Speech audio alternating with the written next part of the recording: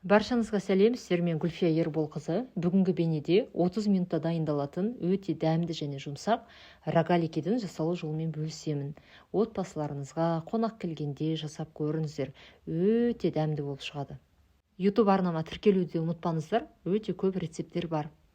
Електен өткізілген ұнға суық сары майды осылай бірнеше бөлікке бөліп саласыздар.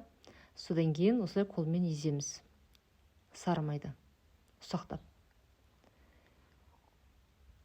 Содан кейін қаймақ саламыз. Қаймақ менде 20%, 15% қоссаңыздар да болады. Қопсытқыш, ванилин қосамыз. Аздап араластырамыз үлкен қасықпен. Содан кейін барып қант және бір жұмыртқа қосамыз. Жақсылап араластырамыз барлығын. Бірден қолмен де араластыруға болады. Қамыр елеу керек болады бізге. Осы рогаликеге қажетті заттардың барлығын осы бейненің төменгі жағына жазып қоямын, сол жерден оқысаңыздар болады. Қолмен барлығын міне езіп қамыр елеймін. Қамыр өте жұмсақ болып шығады. Қамырды салафанға салып, бір 10-15 минутқа қойып қоясыздар. Кішкене тынғаны дұрыс. Тоңазытқышқа салып қойсаңыздар да болады. Міне қамыр жұмсақ болып шығады. Менде 10 минут қана тұрды, осылай столдың үстінде тұрды. Салафаннан алып шығамын да, осы қамыр үлкен болғандықтан ортасынан бөлемін. Бір бөлігін алып қоямыз шетке. Екінші бөлігін осылай жайып, кішкене елеп жібереміз. Содан кейін жұқа етіп қамыр жаямыз.